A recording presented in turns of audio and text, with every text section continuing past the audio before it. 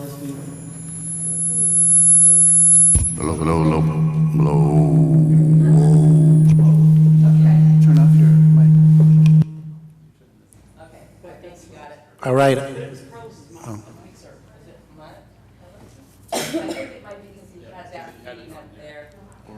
All right, call this meeting to order at 4:31. Roll call. Councilmember Crosswhite. Present. Councilmember Cornejo. Yes. Councilmember Ornelas. Present. Vice Mayor Juarez. Here. And Mayor Chavez. Here. All present. All right, we're at public comment. City Clerk, do we have any public comments on non-agenda items? I have no public comment cards turned in. Great, thanks. We're moving into action items, budget workshop. Mr. Singer? And Ms. Ramirez? Good evening, Mayor, Vice Mayor, Council, and public. Thank you for having me for Budget Workshop number 2. Today's focus will be on the capital improvement projects. However, we will also go over the swap that was requested for some of the Measure T, Measure R funding. So to start off with the capital improvement programs, as in past years, we are only discussing new requests. So we had a few department heads that reached out concerned because they didn't see some of the existing projects on their lists, and those will show up in the final version of the budget. However, what council is going to discuss is the new requests. Anything that you've already approved, as long as there's funding available, will get carried over. So thank you so much.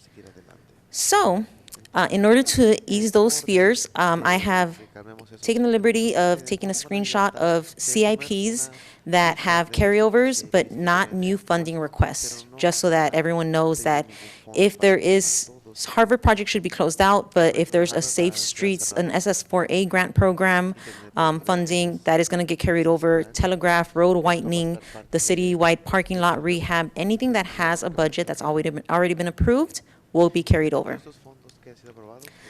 But then going on to the new CIP requests, what we've done is we have simplified them so that the total funding request is included in one line item, and we're going to have each of the department heads come up, and if you have any questions, they can touch on each of the projects. So we'll start with Greg for buildings, and then we'll move on to streets, and then water and sewer. Before we do that, can you go back a slide real quick?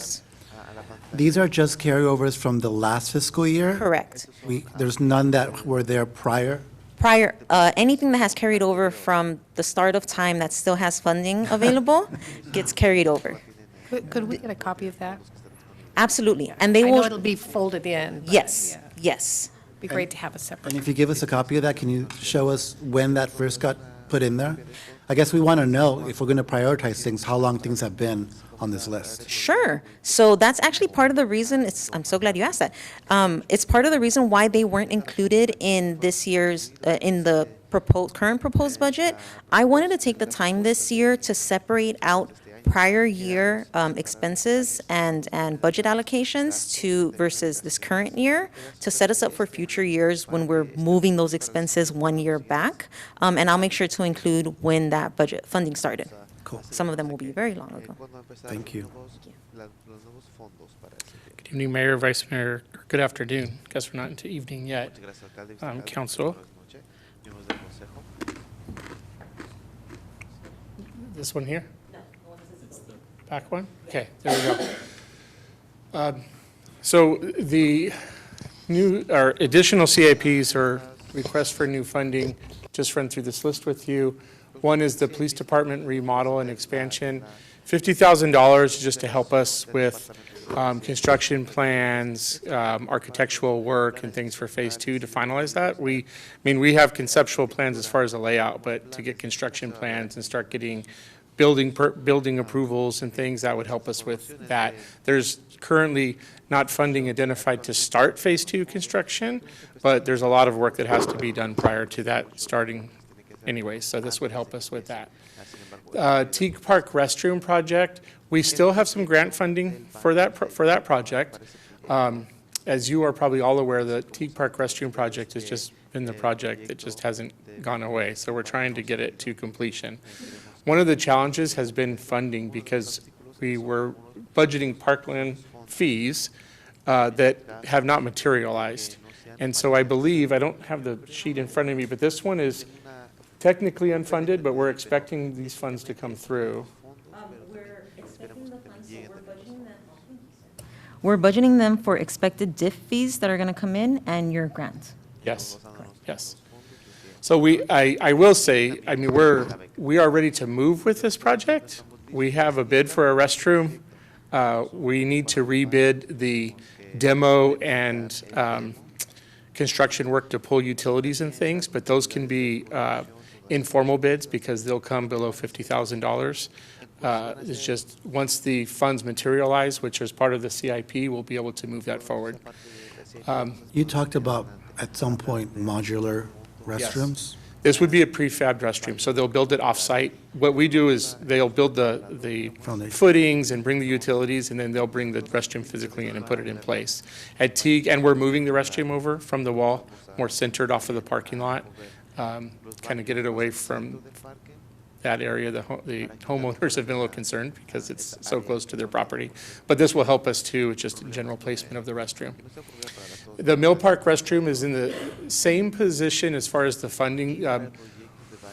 We've been working to get the two restrooms there remodeled. Part of the challenge is that the funding never materialized. And we believe that the funding for this will be in the same diff fees that will be coming through and we'll be able to use. We're going to take a different approach with Mill Park as well. We originally were getting bids from contractors to do the work, and they were coming in really high, way above the money that we have allotted for this. Our staff, our maintenance staff, remodeled two restrooms at Las Piedras Park themselves. And so it's kind of our experiment, but knowing we could do the work, but if we had the time and capacity to do the work. And they came out, they did a really nice job on both those restrooms. And so they want to continue that. It's part of your strategic goals too, for us to prioritize some public restrooms and get them done. And so this would fit into that. So we're following that same thought with the Mill Park restrooms. HVAC replacement. We've actually been pretty successful and gotten a lot of our HVACs done over the last few years. This building has been done, community development's been done. We need the community center, and then when PD's done, to finish PD and do that building as well. So that would help us with those projects. Exterior painting of facilities, the $57,000 on the actual CIP sheet. We list all our facilities. $57,000 will not get all of our facilities painted, so we'll have to prioritize whether it's this campus or over at the community center or whatnot. But it's time that we start putting a fresh coat of paint on some of our facilities, so to kind of start that process. And if I could just interject, I really was forced to move that into year two. Mr. Barnes had asked for monies in both year one and year two. We have more availability of kind of surplus funds in year two than we did in year one, and this all comes out of the general fund, so it doesn't have any special funding source. So at this time, we've had to defer that into year two. If we're able, we'll try and get some of it done in year one. So the HVAC replacement, that's for the community center? We would start with the community center, yes. And it's more than just replacing the actual units. We've got ductwork we have to replace and some things, so it gets quite expensive, especially at the community center and those buildings. One question. In the original version of the CIP packet that we had, the total cost for the Teague Park restrooms was lower.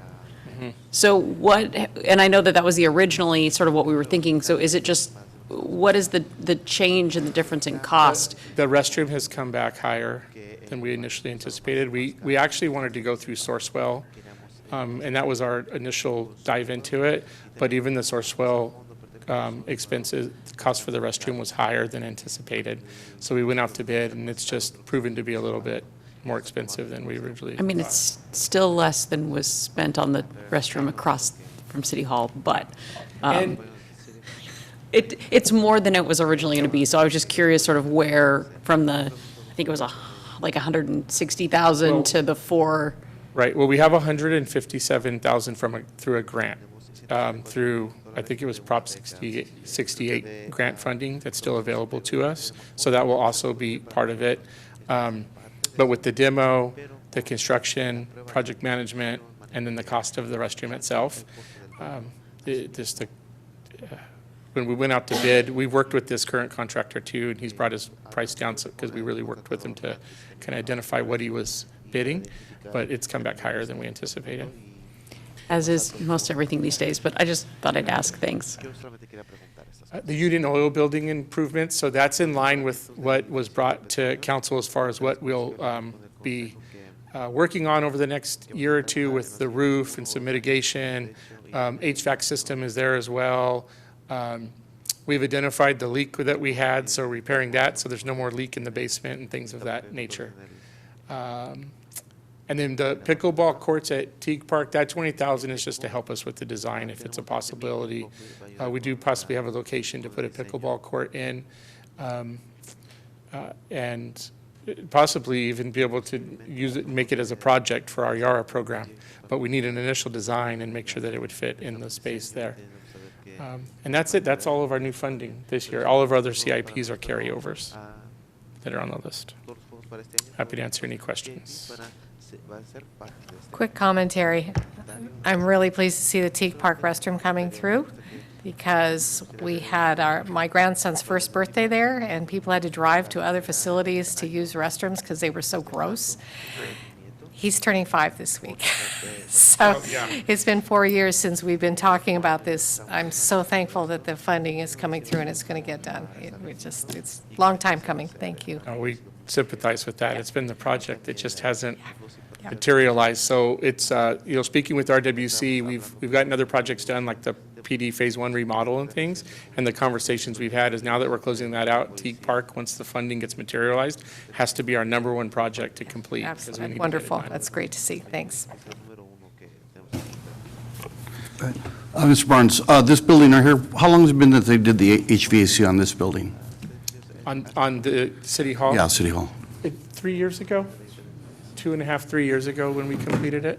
Okay, because between then and now, the exterior of the building, the facade really needs some work. I mean, if you walk to the back of the building, it's falling apart. Yep. It just, and I'm sure that's probably going to have some water intrusion besides the appearance.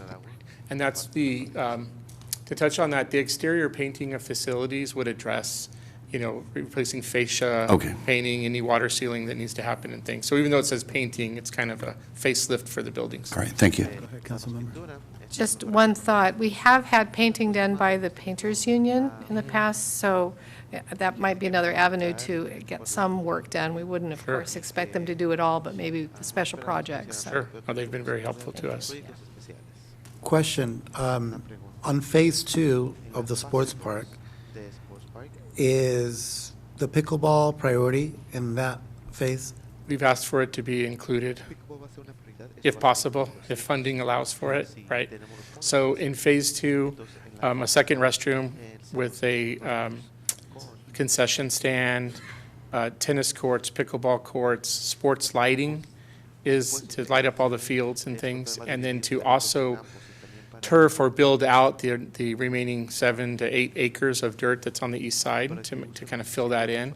Have currently been identified as a priority, if it all fits within the current budget. And we have 1 million from the state Yep. for that. Currently have a total of a $5 million budget, though. 4 million from the developer fees and then $1 million from the state.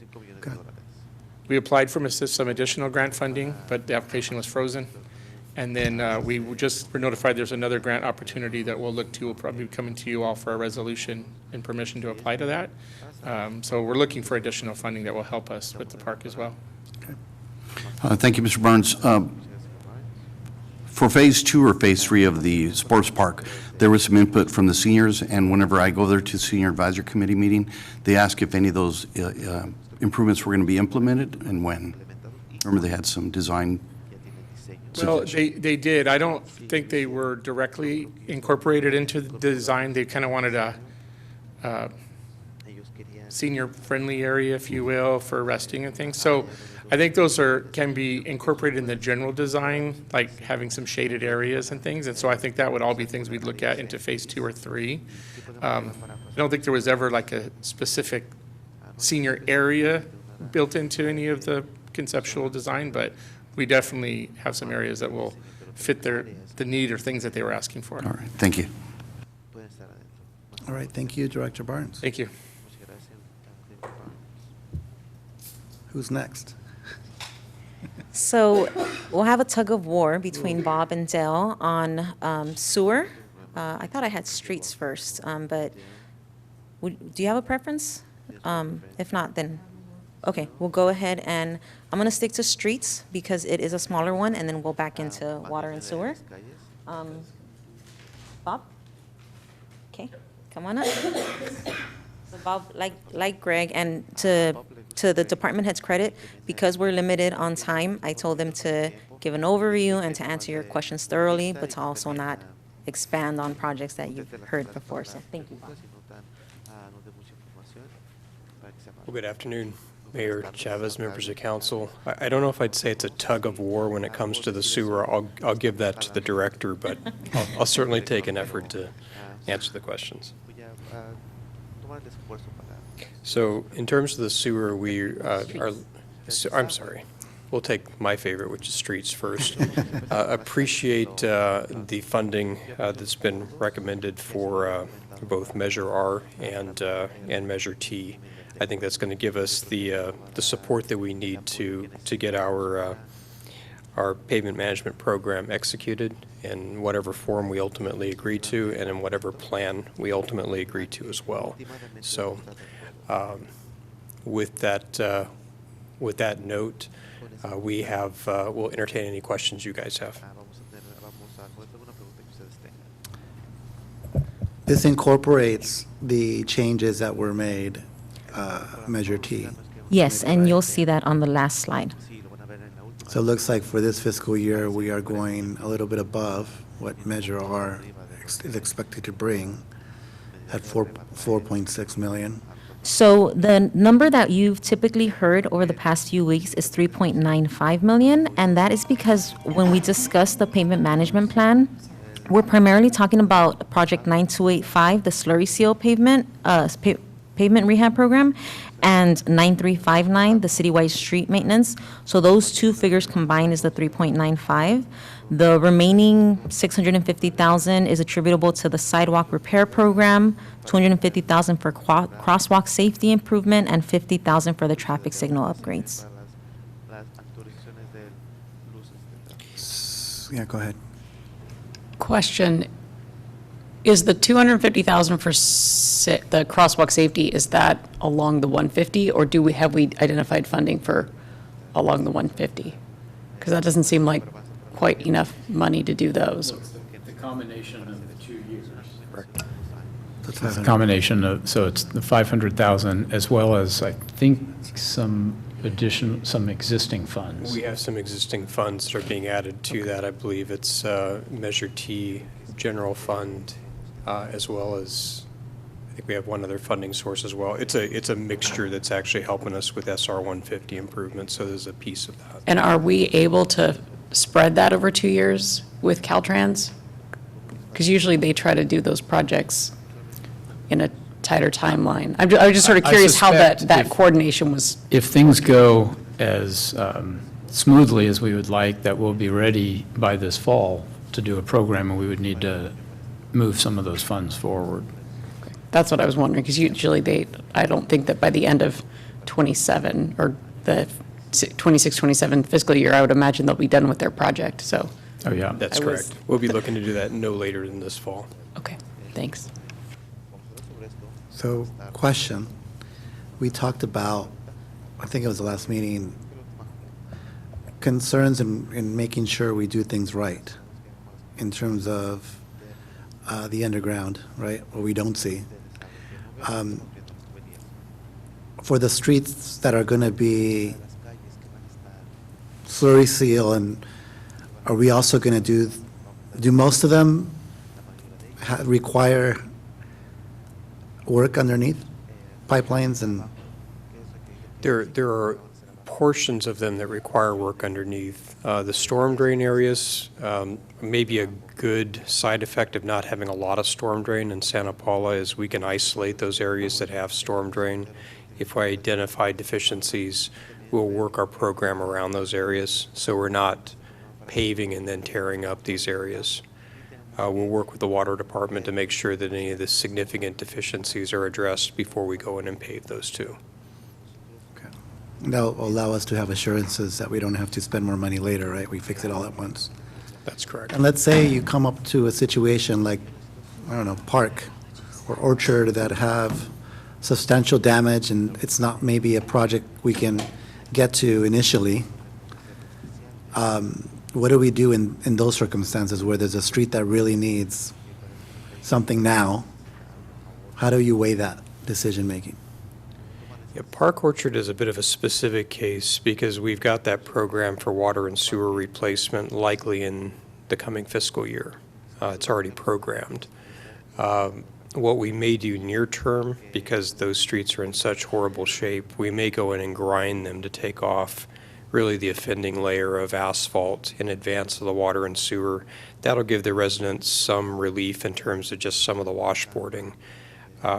Other areas, I think we would just kind of work around them. If we know that they're in dire need of water sewer work, we would likely do some interim improvements to try to make things slightly better without investing a whole bunch of money in terms of paving. Yeah. Mr. Woodward, are we going to have a visual map for our residents to see when and if their streets are going to be impacted? And maybe the timeline? We will. I think really the magic there is coming to an agreement of what streets we're going to do. And then as we program cycle 2, we'll do the same type of mapping that we've done previously, maps that can be put on the city's website, likely with street schedules, so people that, get lost in the color coding can understand where their streets fall. Do you have any idea when that map might appear? We first need to come to an agreement, I think, with you all as council as to what that looks like. We'll bring some of those maps forward in preliminary form as we look to discuss that with you, and then once we have final determinations, we'll get those detailed, and then we'll make those available to members of the public. All right, thank you. Mr. Singer, you think that's something you expect for the third quarter of the year? Or fourth? Yes, correct. Thank you. Yeah, our intention would be to still do paving in the fall and have Mr. Woodward and the Public Works Department come back. Probably not in summer, but right around September, I would guess, with program ideas that council can weigh in on. And for clarity too, there are some portions of what we programmed as Cycle 1 streets that were not completed due to the Mill Street water main replacement. These are the streets between 10th Street and Mill, La Vuelta, Terracina, Loma Vista, Mill Place. Those residents are expecting to be completed per the Cycle 1 commitments, so that would likely occur this fall. So that's the very tail end of the Cycle 1 improvements we'd be looking to complete. Go ahead. Were there not a couple of other streets in the last cycle that also we ran out of funding to complete? Like, Yes. Yes, thank you for the clarification. It's McKevitt Heights, which is the lazy S-shaped street, a portion of Teague just west of that. And of course, the famous Park Orchard streets too, were technically part of that program. and then before our pavement, I think it was the year before we officially had our pavement management program, there was Cameron, because it had the storm drain issues. And so I just kind of putting out, some of those streets that have, I just want to make sure that we don't forget promises that were already made that have lingered. So, thank you. One of the thoughts that I had on that too, because I know that there was some concerns with following called the clockwise cycle 2 that was originally programmed, is what we may do is look to alternate fall and spring with a focused area, as well as picking up some of the streets in other parts of town, so that we're sort of hitting other parts of town and people don't feel like they're waiting, especially Cameron, Richard, some of those streets there on the west side, that they're waiting for the tail end of this process, especially when commitments have been made before. Councilmember? Yeah, I think that was direction by council at one meeting, was that we not follow that clockwise plan and to address those areas in greatest need. So I really hope that we do follow up with that. Let me just interject. I'm concerned we're really off topic, and we are not agendized to talk about the pavement management program. So I'm doing the city attorney's job here and calling a Brown Act timeout because I'm concerned we're giving direction about something that wasn't on the agenda. Was there something else you wanted to mention? No? Questions on this particular? 4.6 million first year, yay. Thank you. Big investment. And with that, I'll turn it over to sewer will be handled by Dale. Becca. So Becca will come up. I know in the interest of time, we want to make sure council has time to review the swap and the rest of the budget, if you have any additional questions or directions, so that we come back to you with a final good-looking budget. So we'll do, Bob did great by saying any questions, and council has any questions? Yes, thank you, guys. I'm Becca Bigelski from MKN and Associates. We help manage the WRF and the wastewater system. We have quite a few new CIPs here, as you can see. If you guys recall, last year in April, we approved the wastewater master plan update. Many of these projects are coming straight from that update, and were prioritized in there. There were a few minor edits from what we had presented back then, just based on items that may have had larger issues, maintenance issues at the WRF this year. So we pulled a few projects forward. With that, we did push some back to try to, again, kind of balance out funding. And we also prioritize these projects to coincide with the advanced water treatment facility and make sure that we're not going to be upsetting the WRF or the water quality coming out of it with a project while we would be in the testing and startup phase of the advanced water treatment facility. And with that, I can take any questions you guys may have. So I'm glad you brought up the reverse osmosis system. So that was my question, is where does that fit into all of this? Because I didn't see it directly listed. I know it's not in the 25, 26, 27 budget years, but since we went out to 29, 30, I was trying to see if it was in there somewhere, or how does it fit in?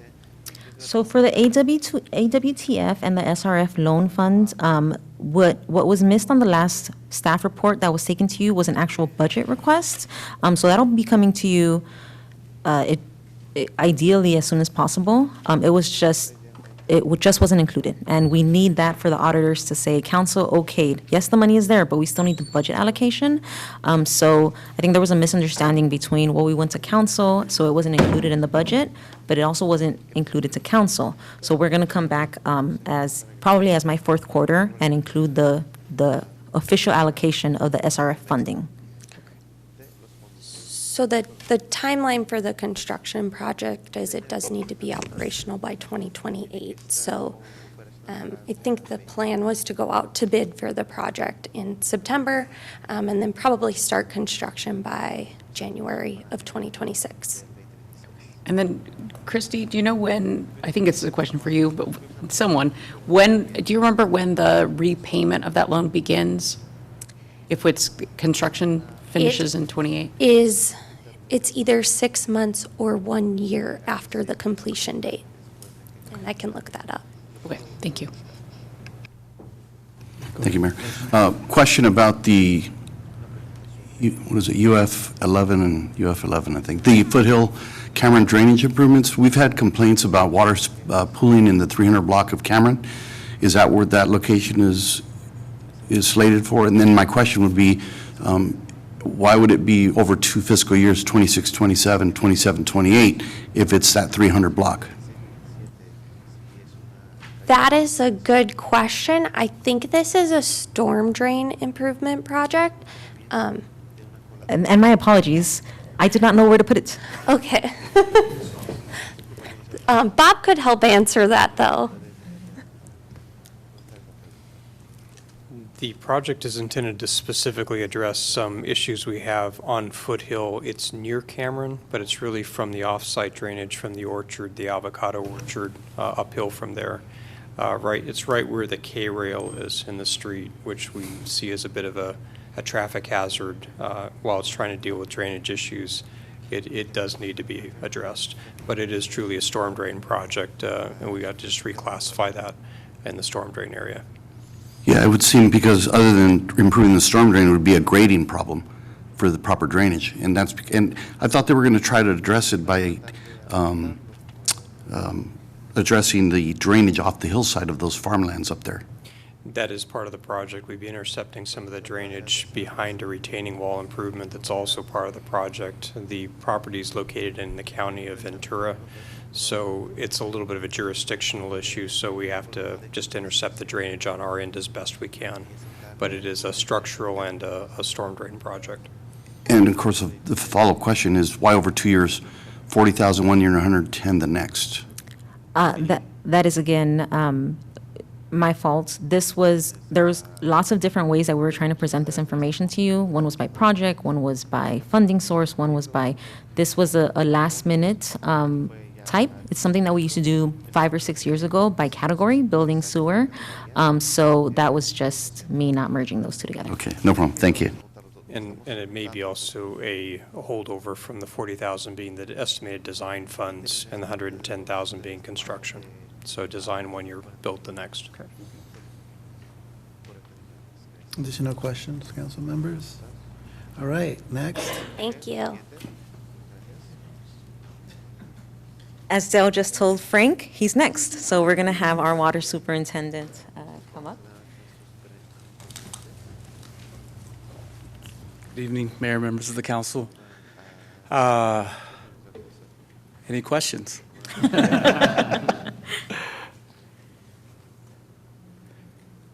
Most of this stuff is pretty straightforward. I think we're still working on a lot of the major improvements.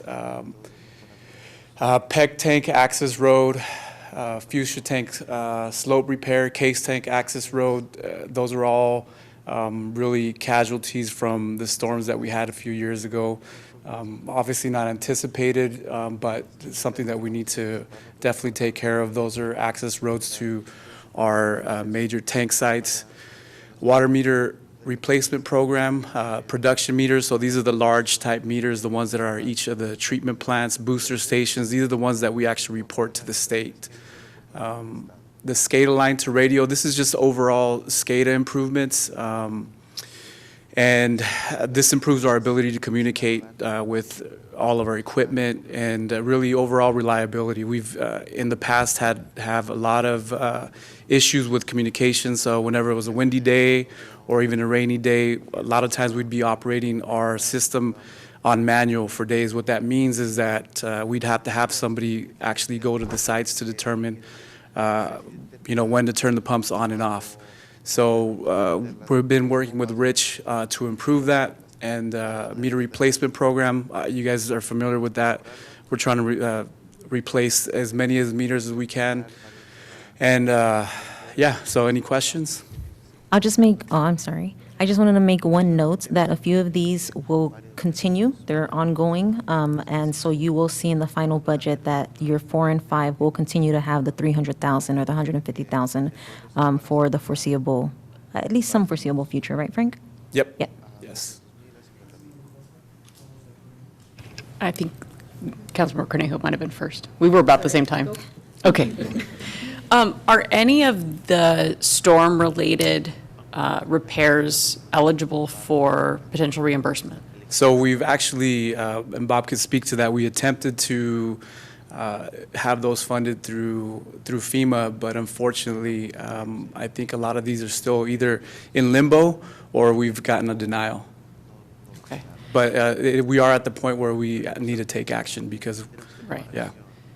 And then just in terms of revenues, for the 6th Street sinkhole, did we ever get reimbursement for that? Or Do we have any hopes of getting reimbursement for those emergency repairs?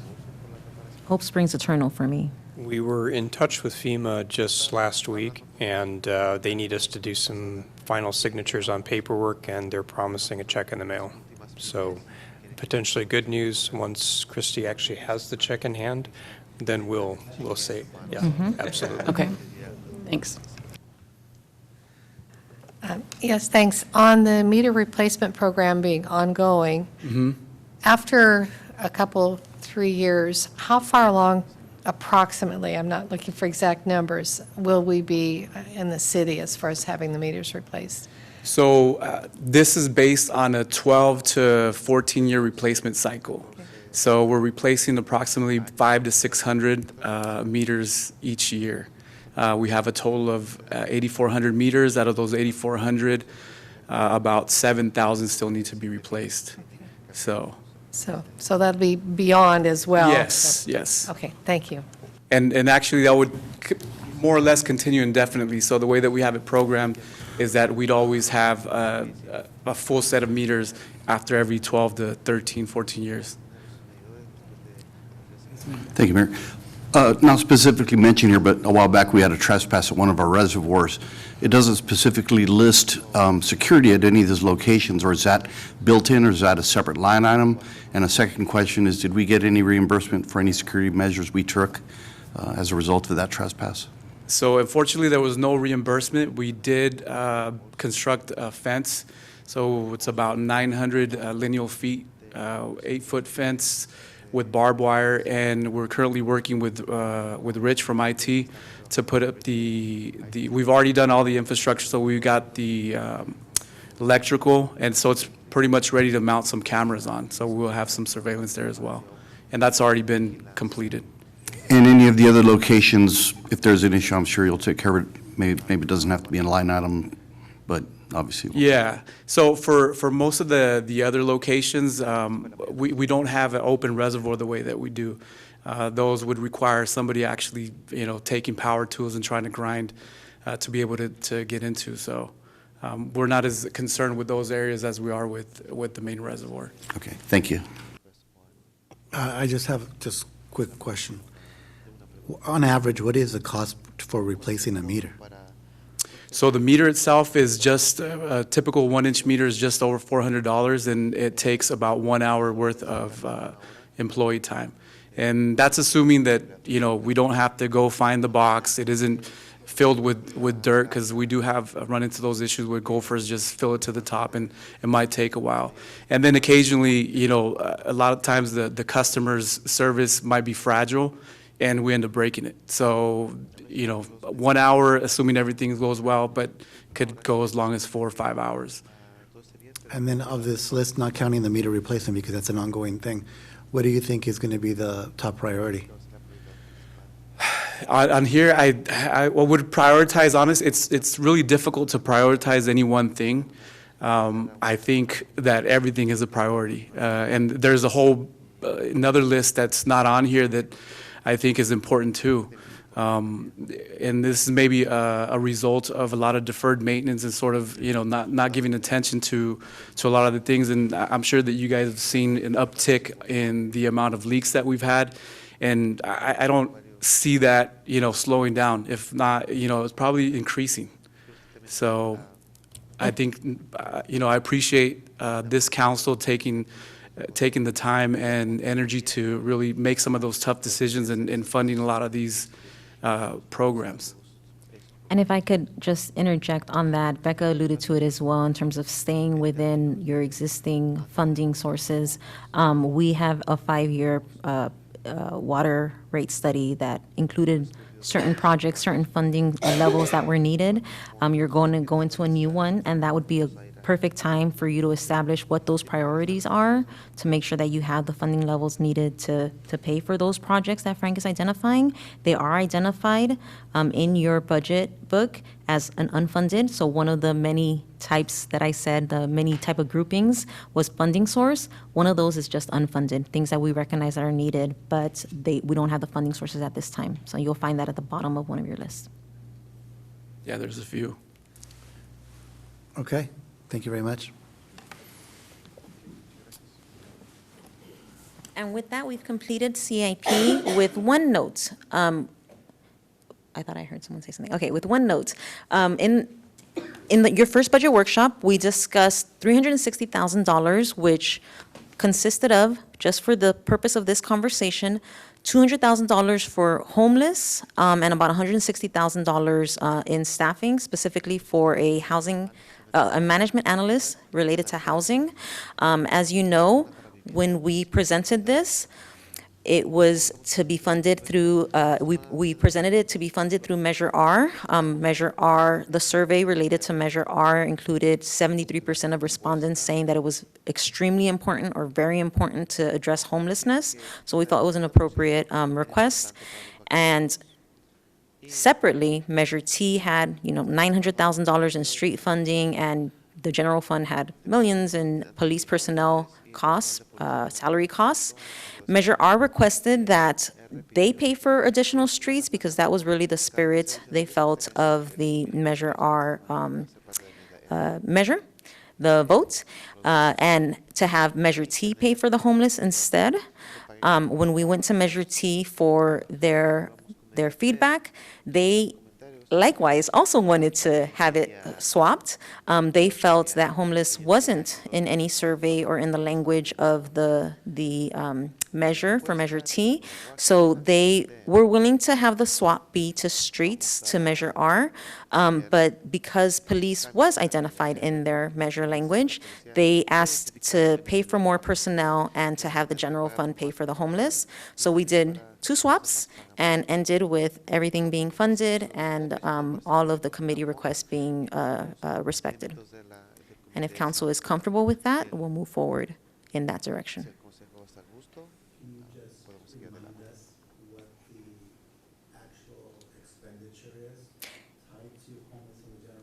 Yes, the $360,000 that is being swapped, $200,000 is for Spirit, contribution to Spirit, and $160,000 is for the housing, for the management analyst related to housing in the Community Economic Development Department.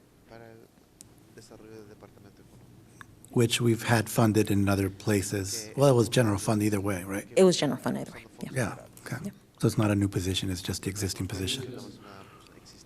It really doesn't change anything, except that the recommendation we had was Measure R. Kind of funny that homeless kind of gets punted, right, from R to T and T back to general fund, which is where it was in the first place. And what was most helpful to the city manager and I was that these recommendations came directly from the committees. The swaps, where to swap, what to swap, it was not suggested. It was the same ideas that we had, but it organically came from them. So it really is their direction. Awesome. Yes. Just that I appreciate the work that the Measure R and Measure T committees are doing and staying true to the desires of the voters as they understood it. So I think this is very logical, and I appreciate the change. Any other questions? No, we're good. So apart from that, if council has any questions, and I'll. I can-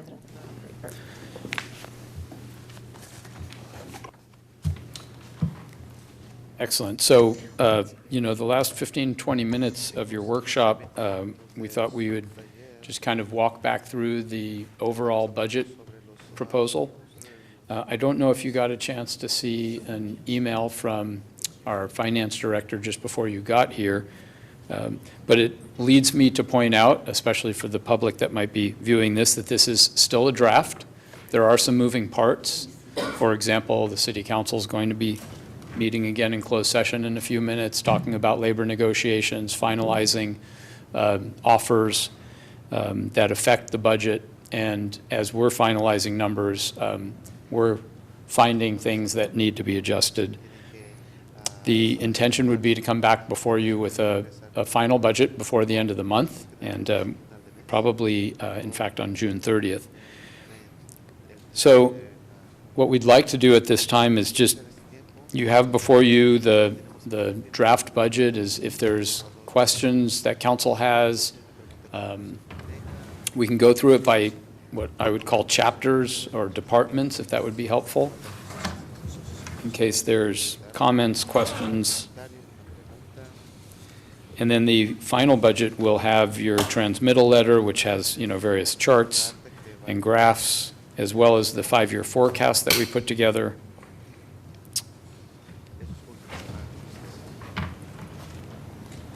So, Mr. Mayor, if you'd maybe like to start. So in the packet, it would be the cover sheet starts on page 6. My thought was if you wanted to jump either to revenues or to start with the city manager's department, which starts on page 24. So page 11, you start the salary schedule, right, with the 5 steps per position, Yes. and you were able to correct. So the schedule anticipates in those first 2 pages, the implementation of some cost of living adjustment, as well as the compensation study recommendations. In the second 2 pages, it incorporates the cost of living adjustment, but it needs to now be updated with that compensation adjustment. And so Ms. Ramirez will do that in the next day or 2. The revenues will be also adjusted because we just received word on Thursday that the state has now certified the completion of our former redevelopment agency's debt payments. And we were waiting on that confirmation before we incorporated any projections in the budget. Now that we have that, we have our consultant, our property tax consultant, working on a specific dollar amount that we can anticipate, which would be with this coming property tax payments in December and April. And so that's hundreds of thousands of dollars that we had not budgeted that we'll be able to count on, but those will in part offset some of the error that Ms. Ramirez found this afternoon, in that the second year didn't have all of the appropriate salaries added up. So I don't want to stand before you and say it's a complete wash, but it certainly would be, it'll be close because it's general fund money, it'll be pretty close to a wash. You want to go to page 21 and talk about the revenue? Yeah.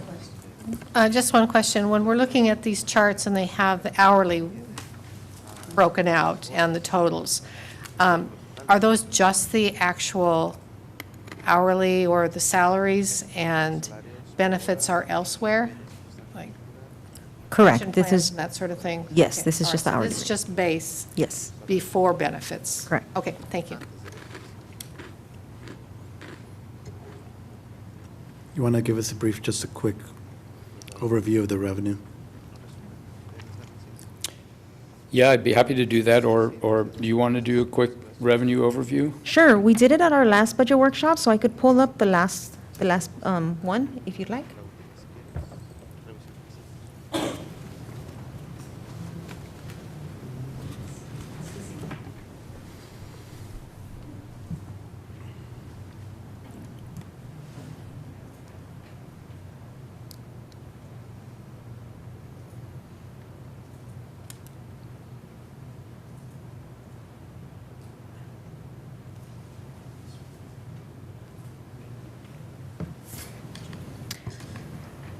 So we had them broken down by type, but really what most people want to see is the line items.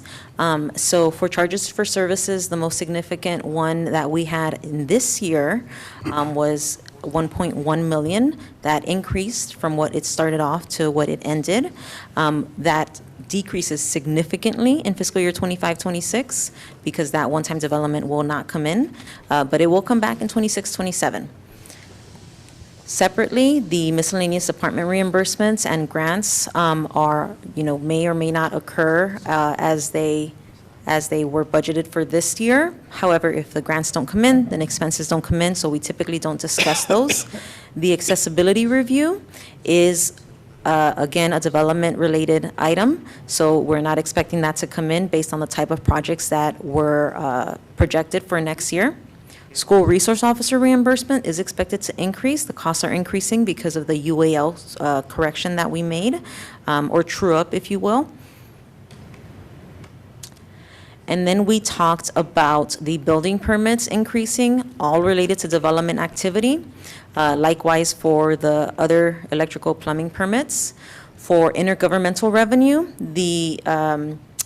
the most significant change was the property tax payment in lieu, because this year adopted included a prior year payment that the individual hadn't paid.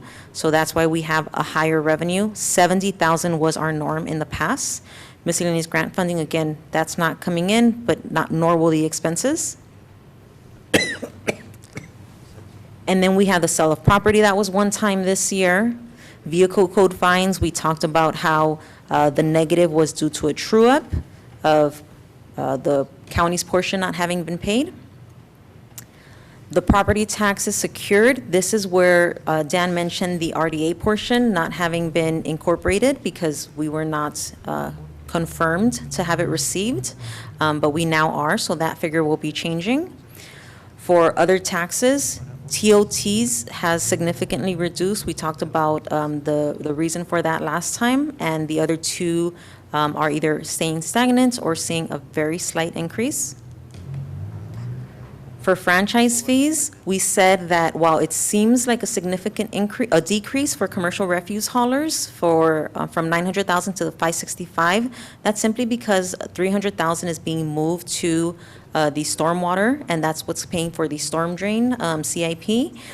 So some of the franchise fees it's just being funded, going to a different fund, identified as in a different fund. We talked about our investment earnings bouncing back, with the hopes that the general fund will stop having to offset the negative funds, because that's why we're not reaching our 3.5 million. And we talked about the sales tax increases, how for generally for fiscal year 25-26, we're staying stagnant because we do have some concerns about the direction of the economy, and very conservative with a 2% increase projected for fiscal year 26-27. We talked about how overall that increase is, in theory, 4.5 million in year one, and continued through year two. But because of the decrease in one-time development fees, you're not seeing the full 4.5 million get increased in year one. And those are the revenues. Questions on Yes. revenue? All right. Great. Questions on expenses? Well- Councilmember Cruz-White. I'm trying to figure out, because the presentation isn't the same as the budget document that we have, so I'm just trying to figure out how to time questions that I have in the document. And I think that's why Dan had thought maybe going by department, if council just wants to provide us feedback. I've had staff providing feedback as well on some changes. Because. Want to start with the city manager? So before we get to that, for example, on the expense by department sheet, there's a line that I assume is Measure R where the fund name doesn't appear. Like, I don't know if some of that stuff is stuff that we were already aware of, or, because there's just where it says fund, there's nothing. And then because it's only in these 2 years and it looks to be about the same amount as Measure T, I assume that's Measure R. So I just don't know if those are things that Yes. we're already aware of, or if we should talk about as we go through. Councilmember, what page is that? It's budget 13 or packet 22.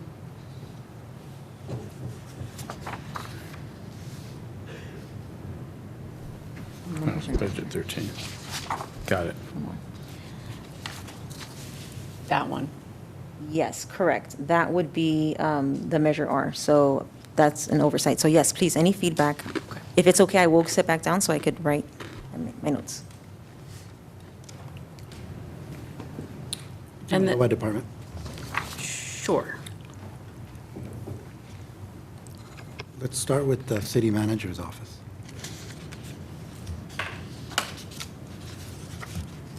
So that starts page 24, and of course includes the council, city manager, city clerk, city attorney, and then the IT division and human resource division. as well as our risk management program. I did have one question. Is there a reason why the contract for Spirit appears to be in the city council budget as opposed to in another part of the city budget? Yes. However, we'd be very open to having you move it. It's in the request from outside agencies, which we've really left up to the city council to determine. And the other Because bulk it's not a kind of a city function, but now that we have a housing and homeless position and a division within the Community and Economic Development Department, it may make sense to put it there because it better reflects for the public an understanding of the investment and the costs of having to provide housing and homeless. And since they're the ones that manage that budget as opposed to the council. Right. Right? So I guess that's just, fundamentally, I think it belongs there, so that when the public is going through, they go, wait, why does the council have a $250,000, expense line? Right. That's not our Yeah. direct, so I think for clarity's If the sake. if the council consensus is to move it, we would be happy to do We have that. a consensus on this one, yes. It should be on there. Yeah. It was something we were already thinking about, but we also didn't want to That's a big be jump. presumptuous.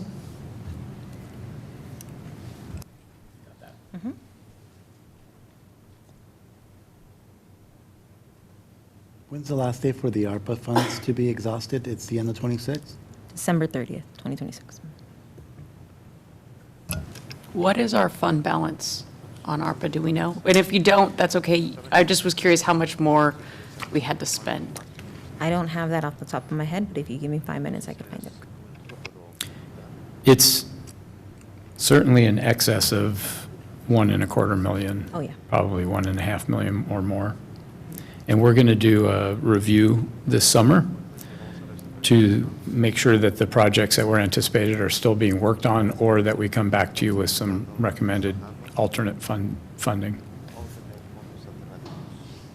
Just in general, when we come back to look at the final budget, it would be helpful, because I assume that's the next time we see this, it would be helpful for me if we could see what we either have as or anticipate the fund balances to be, because certain budget lines, it's hard to know how what we're talking about spending relates to what the budget is, because there's a couple of them that look like they go negative, which means I assume that there's a fund balance that they're working with, but it would be helpful if we had those numbers when we look at the final version of the budget. Yes, so the summary of sources and uses does typically and will this year have the beginning and ending fund balances. However, we still want to note that, for example, on page 12 of year 2, if fund balance is being used, then it will still note that, so that we know. But it'll be more obvious once you see the fund balance. We'll On the new- also include the description for those funds on those pages. On the new budget, we're just going to show last fiscal year and then the future, right? We're not going to show all this prior to that, or are we going to show 22, 23? So, no, for summary of sources and uses for these 2 pages, right? Is that what you mean? We won't show any of the detail. We'll just show what we expect the fund balance to start with, so that if we say our expenses are going to exceed our revenues and we're using fund balance, we're proving that with the beginning fund balance. Where you will see 3 years of history will be within each department. So it better reflects trends. Go ahead. And so then, talking about the unfunded accrued liability, some of those lines go way up, a few of them go down. So is that because we have a specific amount of new expenses, or were some things distributed into different budget line items, or? So we do have increase UAL, as we will for many more years to come, until we start tapering off in about a decade or so. However, what we've done is, and I'm glad we're having any opportunity to talk about this so that the public understands, and we're very transparent about it.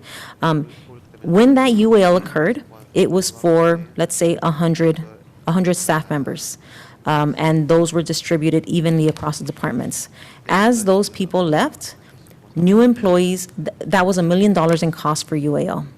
New employees came on that were PEPRA or new that weren't subject to the classic costs. And the classic employees maintained the UAL. So before, when 100 employees would carry $1 million cost, it could have gotten down to 20 employees carrying the $1 million costs, when that $1 million cost was really reflective of all 100 employees. So what we've done is we have now reflected the UAL to be across all of the employees, still within their categories. Safety UAL is safety, miscellaneous UAL is miscellaneous, but they're now distributed across. So you won't have one person paying UAL of $1,000 and another person paying $60,000 when they're the same position. But the difference is one was classic and one was PEPRA, because that UAL was originally distributed between those two employees. So that's where the redistribution comes from.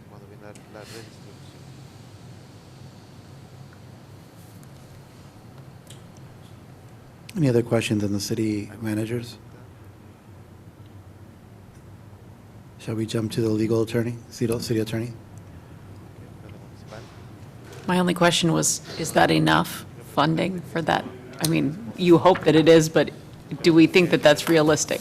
It's, In terms of the city attorney? Yeah, I know. It looks lower. it's tight. It's tight. A good bit of BBK's time this coming year is going to be spent on the general plan, including Monica's time, although that won't impact the retainer. So there are separate monies budgeted for that, and a couple $100,000. So what we don't know, and it's really very difficult to anticipate, is are there extraordinary matters, litigation, or, some major project that takes up a lot of effort. Certainly, Ms. Castillo and I are committed to trying to keep it pretty steady. All right, city information tech, is that the next one?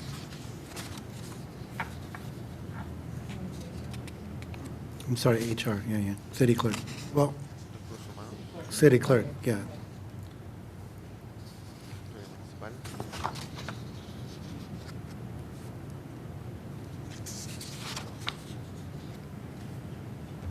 Questions on city clerk? All right. Infotech.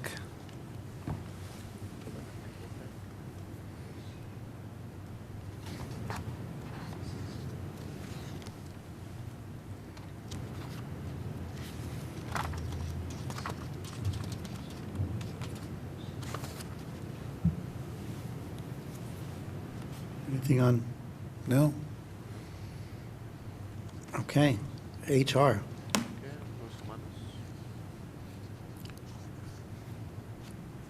Now, HR had a request for an additional individual, correct? Yes, and that's Included in here. That's been included for year 2.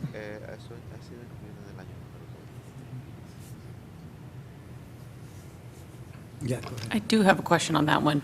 So under HR, there's 2 sections. There's the admin, personnel, and employee relations, and then there's admin risk management. So were those salaries just split in 2? Is that why the salaries are the exact same on both, at the beginning of both those lines?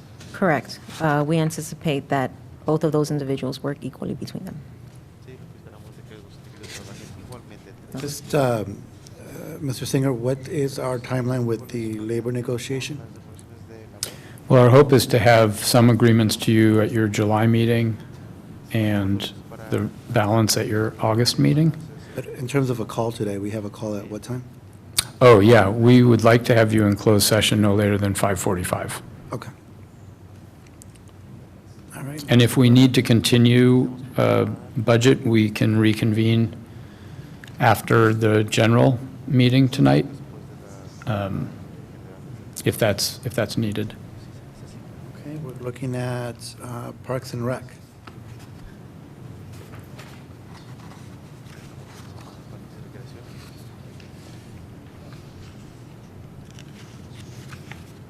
So now that we have a new sports park, the additional resources that are going to go to that maintenance of that park, those are included. That's why we see a jump for the proposed 25-26, correct?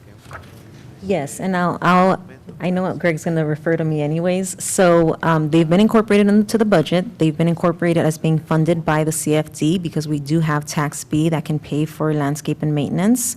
However, we've reached out to our consultants, the administrators of the CFD bonds, to make sure that the tax and bond has the capability to cover those significant increased costs. If it cannot, then Greg will say that the need is still there. And so either we will have to find other funding or those needs won't be met. Did I phrase that properly? Yeah, go ahead. So follow on that, when will we have an answer back? Like, will we know that before we adopt the final version of the budget, or will that be a come back and adjust if needed? I've asked them to have it by this week along with the RDA final numbers.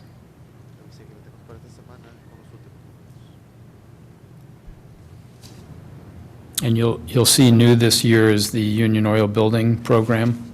That's been added on page 41, or big page 49. Can you share what line item is for the youth center at Piedras Park? There's not a specific line item for the youth center, but we fund it from, let me go here, excuse me, under 1502, under recreation. So we use line items like shop and field or 209 professional services and things. So we either fund it out of 1502 or even our Measure T, the 104 fund. That would be Those are- page 33 Measure of T. the budget. Yeah, Measure T. So those two funds help support the youth center.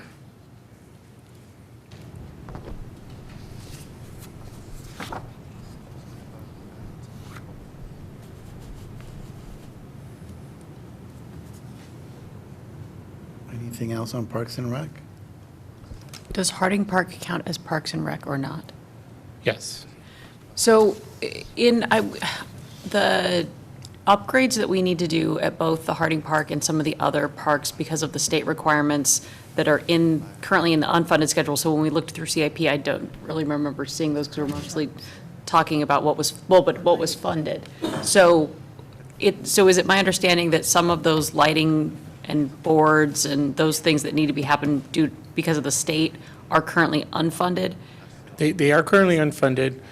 We're told there's going to be grants becoming available and some funding, and we've worked with Musco to give us really an outline of what those costs will be.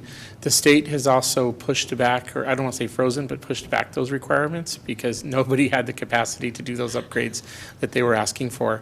Although we're really trying to get a handle on what those costs are, what it would look like, and what grants are maybe out there or available to us. Okay, so we're working on solutions to work towards those, and we may get some relief in timeline Yes. on when those need to be implemented. We already have, because it was, Okay. the initial timeline was last January 1st, and that just wasn't reasonable, and so they took a step back from that. I mean, it will be here eventually, but they're giving cities time to do that, and we're told they're also going to release some grant funding to help with some of those costs. All right, thanks. I have one question. Yes.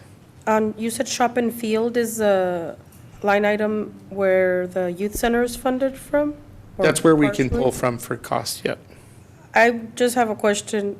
Why is there a big spike on that line in 24, 25? Was there like something that was taken care of under that line for? Under 25? 100, 1502? Are you in the 100 fund? Yeah, you said 1502 and it's 123, shop and field, supplies, shop and field. Yes, there's also monies in there for the school district. So that's where some of the money for the school district funding that we receive is also applied For the after-school program? for the after-school, Mutual- sports programs and things, yeah. Okay, because it's just a really big jump from 23-24 at 7,000 to 24-25 to 52.7. Yes. And then, yeah, the numbers aren't so high after. And you'll notice that that's just the budget. And like I said, if the expense, if the revenue doesn't come in, or if the expense doesn't happen with a matching revenue, then Greg knows that he doesn't have the budget for it. Got it. Right. Okay. Thank you. Mr. Barnes, can you talk to me about the graffiti program? I see that we had a program under the city, and then for the future, we are contracting those services out? No, they're not contracted out. So the graffiti position is in our department. It's our lead park and abatement specialist. So that position was formerly housed in the police department. And with the individual, when the individual retired, it was suggested moving that position to our department. We came to council to repurpose it, if you will, or rename it, change some of the duties, and that's when it became the lead park and abatement specialist. So we still have a full-time employee whose main objective is graffiti, but does some additional duties as well when time permits. So it was just reclassification then? Yes. Yeah, because I noticed 24, 25, 86,000, and the next year is 11,500, so it was just moved. Yes. Thanks. That's probably a result of it being moved midway through the season, or through the fiscal year, and so, yeah, so some of the funding was moved along with it. And then Harding Park looks like we have proposed 170 in this 25, 26, and 175, so it's pretty consistent. Yes.